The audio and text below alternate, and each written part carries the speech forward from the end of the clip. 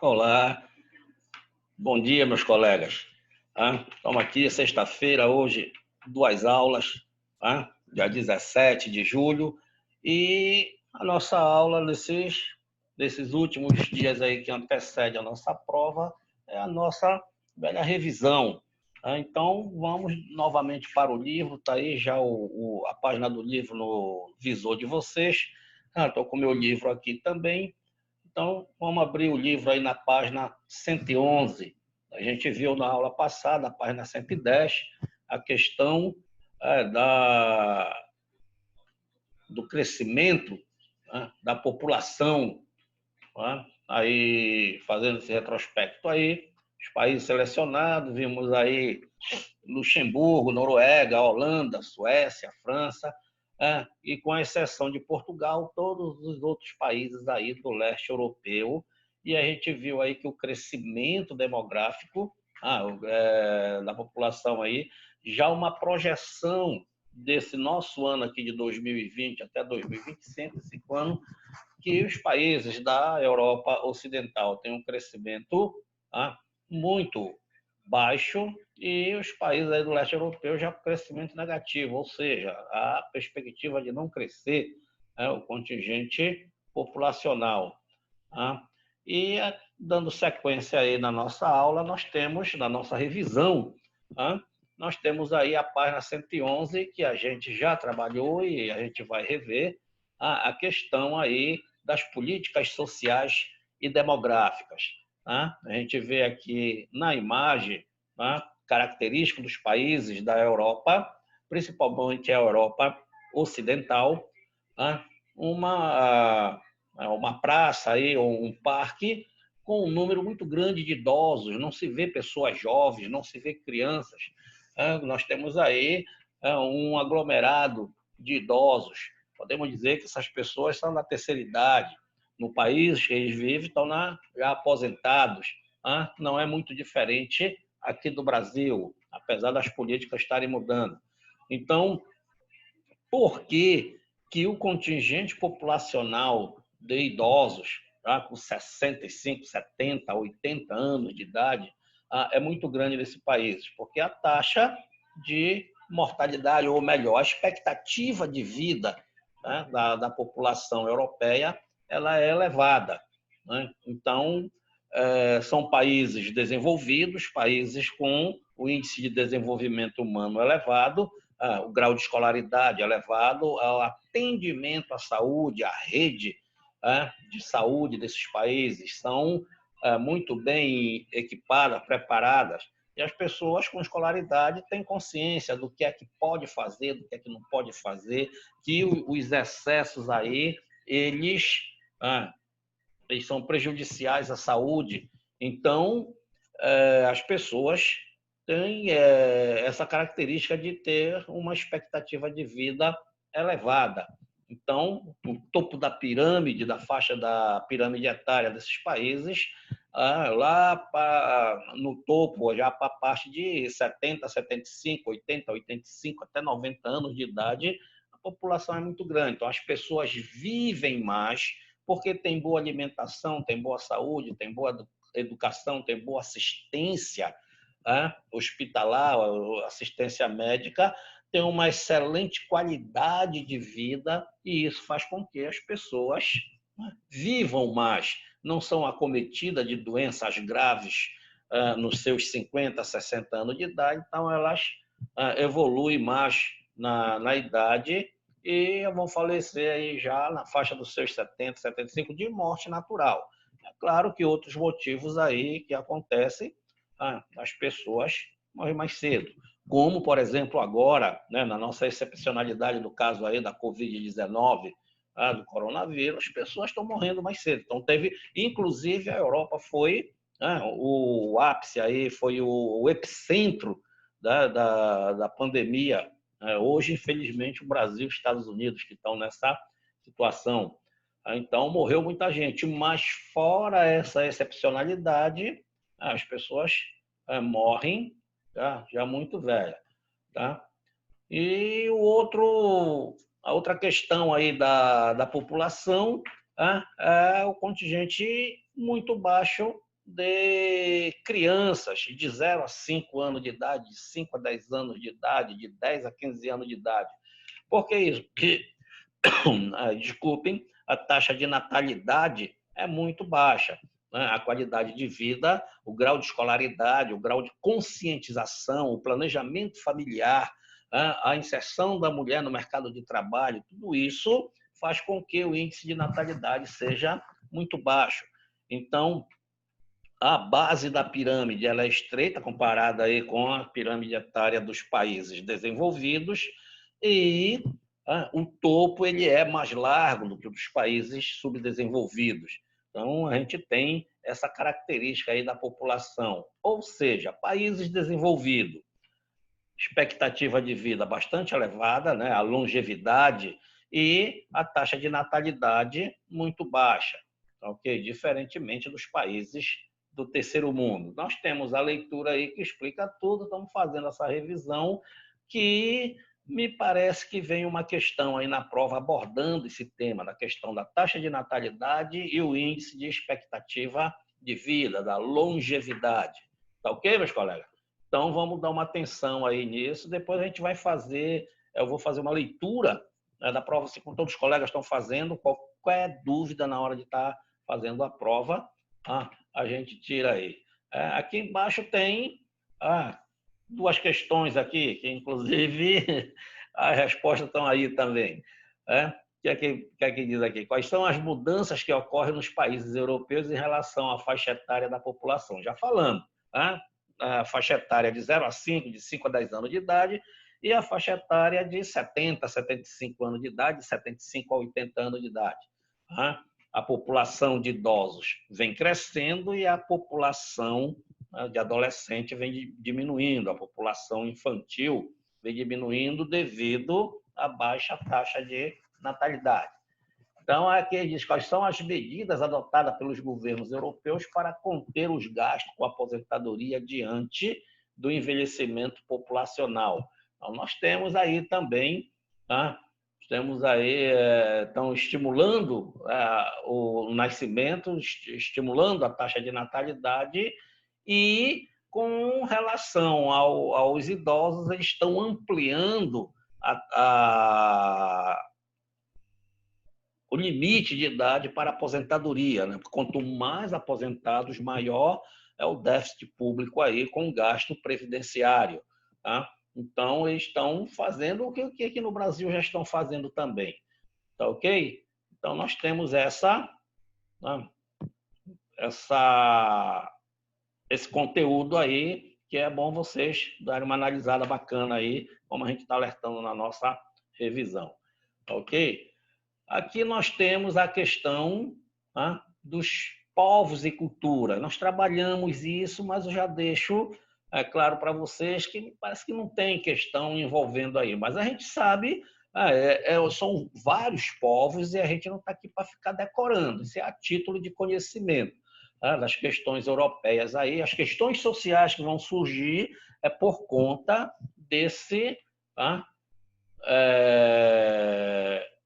dessa diversidade cultural, né? Diversidade étnica, diferenças aí de línguas, de costumes, de cultura, de religião não muito, né? Porque aí fica evidente que predomina o cristianismo, dividido aí entre catolicismo e protestantismo. As igrejas evangélicas aí são páreo duro na Europa, são muito presentes no país, mas nós temos os cristãos ortodoxos também.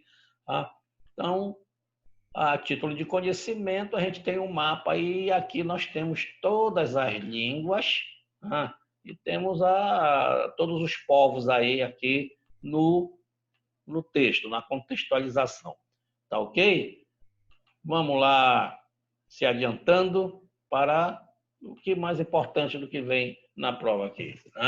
Aqui a questão das minorias étnicas. Isso vai causar um conflito aí devido a essa questão da diversidade e onde as minorias étnicas não são vistas com bons olhos aí pela maior parte da população, principalmente os países que evidenciaram o nacionalismo.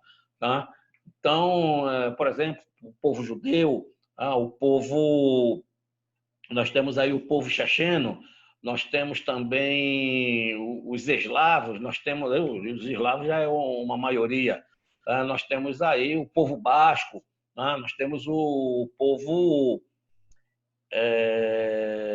curdos, se bem que o curdo já trabalha mais lá na questão do Oriente Médio. Então, essas minorias aí a gente vai ter, por exemplo, aqui nós temos uma reivindicação dos catalães que não foram atendidos pelo governo espanhol. Essa questão aí é a questão do povo basco. Catalã realiza o protesto pela independência da Catalunha em Barcelona, na Espanha. Os ciganos aí também, que são povos aí muito presentes na Europa. Os ciganos são tradicionalmente povos nômades, eles não têm lugar fixo. E isso daí, inclusive, eles ficaram sem território, ficaram sem país, estão assentados nos países de outros povos e lutam pela criação de um país e que vai gerar conflitos aí. Aqui na foto nós temos ciganos, são tradicionalmente povos nômades que habitam diversos países europeus, concentrando-se especialmente na Espanha, nos países da Europa Central e dos Balcãs. A discriminação marca a trajetória desse povo que sofre com expulsões, violência, segregação, tudo mais aí que deixa para quem é ligado na situação, numa situação muito triste. Então, essa é a questão aí das minorias que vai gerar conflitos graves, que a gente vai ver aqui na próxima página, como é o caso aqui das desintegrações e conflitos, ok? Nós temos aqui no leste europeu, mapa político, a questão da Iugoslávia. Nós trabalhamos a Iugoslávia também. Então, sabemos aí que a Iugoslávia era uma unidade política com vários países que formavam a República da Iugoslávia.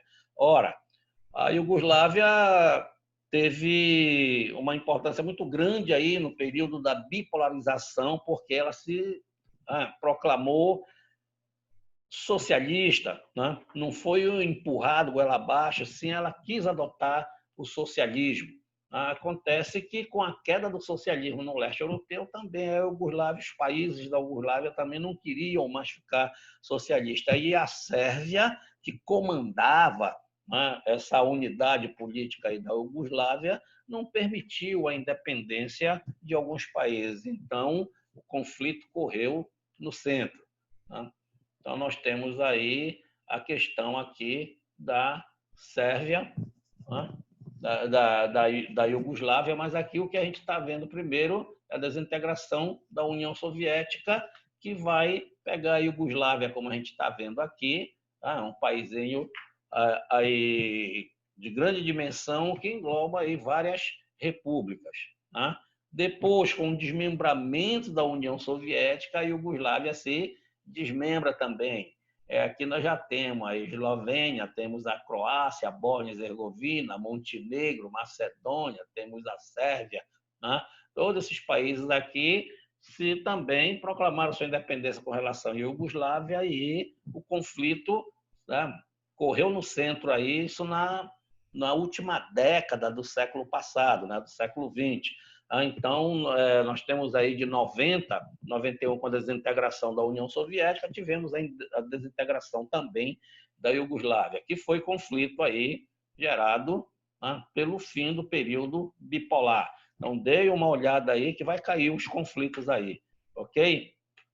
Vamos seguir em frente do que a gente já viu. Aqui nós vimos o fim da União Soviética, temos aí algumas medidas, tem a leitura. Essa leitura é muito boa, que ela resume aí o que aconteceu. Então, houve uma crise econômica na União Soviética, então a Rússia não conseguia mais manter a unidade dessas repúblicas socialistas. Então, algumas repúblicas socialistas começaram a implantar sua independência e se separar do bloco da União Soviética. Isso começou finzinho da década de 70 do século XX, já para 78, 79. E a crise econômica estava sendo visível já no mundo todo. Então, os conflitos começaram a surgir. E aí, em 85, com a chegada de Mikhail Gorbachev ao poder, né, ele colocou em prática aí alguns planos para tentar, né, manter a unidade da União Soviética, porém não conseguiu. Então, ele colocou em prática aí a perestroika, que era uma reestruturação econômica, e a glasnost, que era uma transparência, um plano de transparência política. Por quê? Quem fez a Revolução de 17 na Rússia foram os trabalhadores e alguns intelectuais que acabaram com o regime czarista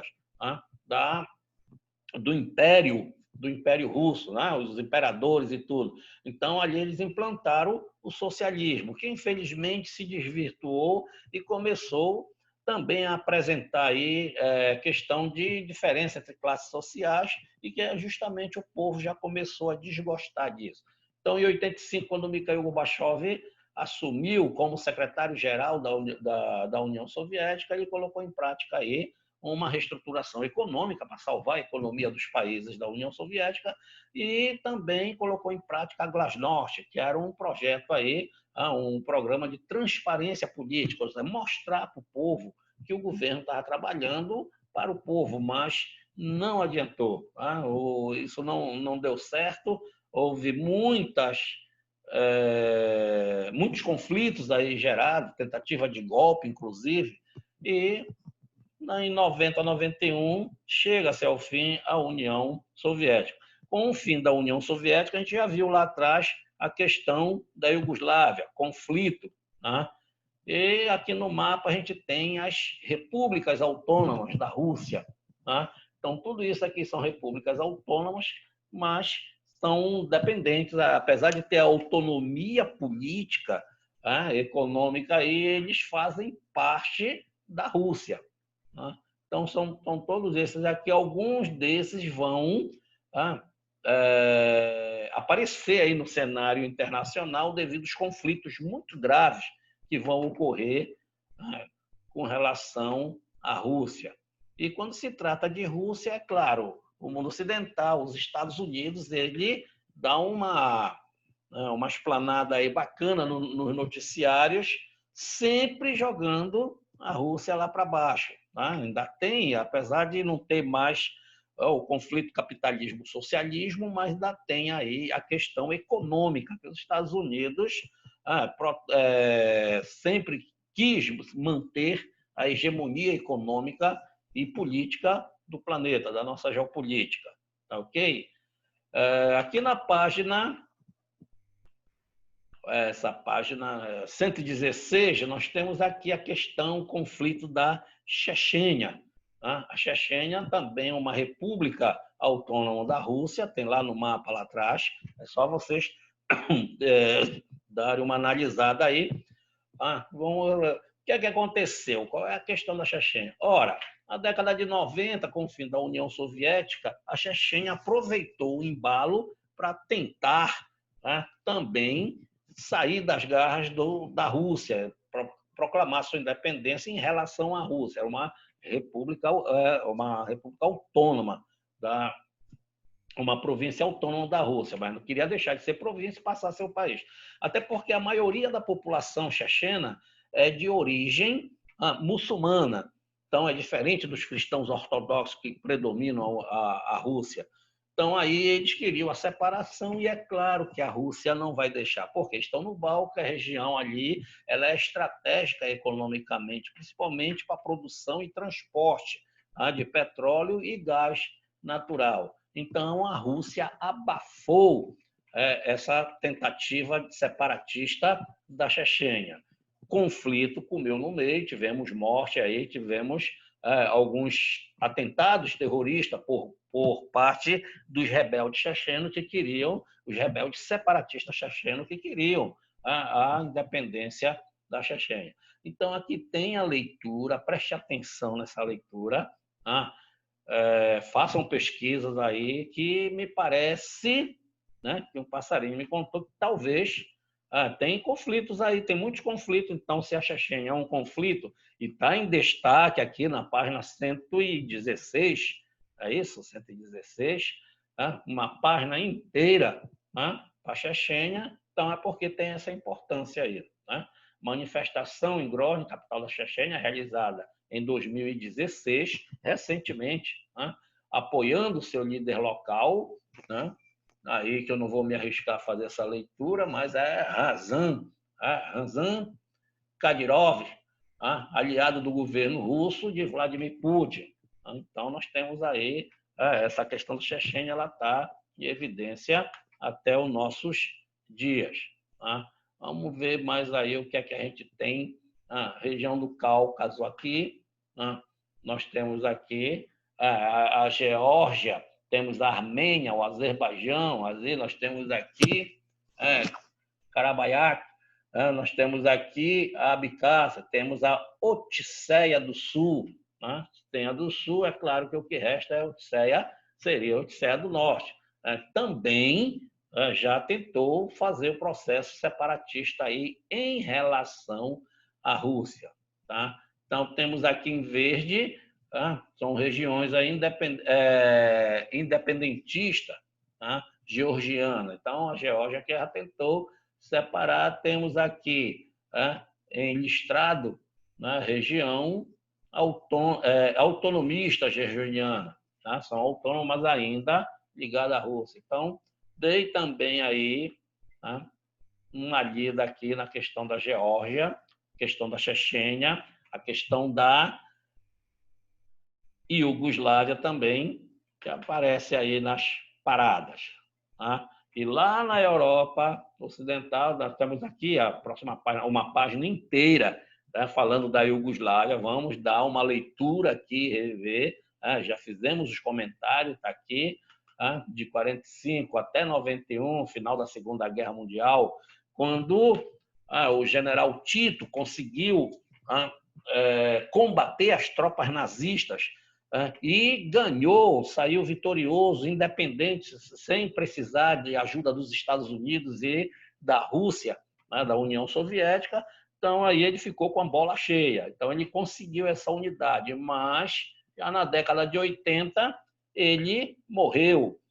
Com essa morte dele, o outro que assumiu, ele não conseguia manter essa unidade, que era o Slobodan Milošević, que comandava na Sérvia. Então, aí o bicho pegou, e aí, hoje, em 2016, nós temos essa fragmentação aí, a questão de 4 anos atrás, como a Iugoslávia já se apresenta. Nós temos aqui a Eslovênia, temos a Croácia, a Bósnia-Herzegovina, Montenegro, temos a Sérvia, que é a região de Kosovo ou Kosovo, que continua aí sobre a unidade da Sérvia, e temos Montenegro aqui embaixo. Então, ainda temos a Albânia, que também apareceu aí, mas muito antes ela conseguiu se desmembrar aí tinha a tentativa da Sérvia de abraçar mais a Albânia, mas ela sempre conseguiu se manter fora dos alcances da Sérvia. Então, vocês estão vendo aí uma página inteira, deu uma lida aí. Vem aqui, a morte do Tito, do general Tito, o fim da Guerra Fria, as mudanças políticas, tudo isso foi favorável aí à questão do desmembramento da Iugoslávia, que teve conflitos sérios, teve criar surgimento de campo de concentração, tentativa de extermínios de populações aí, de etnias, tudo isso provocado pelo Slobodan Milošević, que era o presidente sérvio, inclusive foi condenado pelo Tribunal de Haia e veio a falecer na cadeia. Que Deus o tenha. Não valia muita coisa. Página 119, é isso? Nós temos aqui a questão do povo basco. Aqui no norte da França, norte da Espanha e sul da França. Então, era um povo nômade também, que no final do século XIX, aí, na montagem dos estados nacionais da Europa, eles ficaram a ver navio. Então, ficaram assentados aí na Espanha, no sul da França, e até hoje lutam pela criação de um país basco. Então, tem aqui a demarcação do território, sendo que esse território pertence, o amarelo escuro aqui à Espanha e o verdinho aqui à França. Aí nem França nem Espanha estão abrindo mão do seu território. Aliás, ninguém abre mão do seu território, porque o território é riqueza natural, é onde a população que vive no país delimita o seu território e do território e da natureza procura as riquezas naturais aí para se desenvolver, principalmente quando tem petróleo no meio. Não é o caso aqui, mas a região é muito rica, tá? Tem comércio forte aí, tem alguns times de futebol aí que a gente conhece, tá? Como o Atlético de Bilbao é um deles, tá? Temos aqui a região da Navarra, Biscaia, tá? Temos bancos, tá? Aí, tá? Entidades financeiras aí, então a região é muito rica, então a Espanha não abre mão nem a França, tá ok? Então, dei uma importância aí para o País Basco, que entre esses conflitos aí vai aparecer alguns aí, tá ok? Vamos olhar, dar uma pala aí na questão. Outra questão de conflitos aí que mexe com os povos europeus é a questão das migrações, que vai provocar a xenofobia. Esse vai ser o nosso último item aqui da nossa aula de hoje, tá? Então, as migrações, e hoje as migrações são muito grandes, com relação aí à Europa, muita gente que foge de países, perseguição política, foge de perseguição religiosa, foge de terrorismo, foge de abalo sísmico, né, de acidentes naturais, aí, de tragédias naturais. Então, esse pessoal da pobreza, da fome, da seca, eles fogem e buscam os países mais próximos que tenham uma qualidade de vida melhor. Então, eles procuram a Europa e lá na Europa surge a xenofobia, a aversão do que vem de fora. Além do medo, tem a aversão, tem o asco, o nojo de tudo que vem de fora. Então, começa a surgir, inclusive, aí, grupos neonazistas que praticam aí violência exacerbada em cima do imigrante, principalmente quando esse imigrante é imigrante legal. E tem o medo também de quem foge do Oriente Médio, dos países muçulmanos, que fogem para os países europeus. Eles têm esse medo de dizer que todo muçulmano é terrorista, quando a gente sabe que não é verdade. Vamos dizer que a minoria muçulmana, meia dúzia de gato pingado é muçulmano, que infelizmente eles reverendam pelo caminho da violência, e isso assusta o mundo todo, porque a violência deles é muito grande, é discriminatória. Pratica atentado terrorista, às vezes morre muita gente inocente. Então, dá uma atenção aí para essa questão de migrações. Eu acredito que aqui, esse mapa aqui é migração da Europa no século XIX, quando muita gente, temos aqui os portugueses, os franceses, os espanhóis, muita gente no continente americano que veio do final do século XIX, período da anarquia, aí, o período do rearranjo político, da formação dos estados nacionais. Então, quem dançou na parada aí procurou, inclusive, o continente americano. Então, hoje é o contrário. Muita gente sai da América Latina e migra para a Europa. Deve ter um mapa aqui, eu acho que dá para fechar. Hoje, que é a crise migratória, os passos, nós temos aí o inverso, o pessoal procura. Então, dei também uma olhada aqui na questão da crise migratória, a formação aí vai surgir, não sei de onde tem aqui e tal, mas tem com toda certeza. A questão dos refugiados. Dê uma olhada aí, que a gente já trabalhou isso também. E na próxima aula, para quarta-feira, a gente volta aí para a página 123 do nosso livro em diante. Eu vou soltar a agenda lá para a Divina, e já a gente marcar aí essas aulas, que vão ser as últimas aí, antes do nosso período de prova. Tá ok, meus colegas? Então, por hoje, sexta-feira, já sabe o que acontece. Então, vamos aí se despedindo por aqui. Quarta-feira que vem a gente se encontra. Talvez na quarta a gente até sela essa parada aí dessa nossa revisão, sempre fazendo comentário em cima do que vem da nossa prova. Quando eu digo para vocês, preste atenção nisso aqui, É para a gente ter aquele cuidado. Ok? Então, aqui eu me despeço. Um bom final de semana para vocês. Quarta-feira a gente está aqui novamente. Bye, bye para vocês.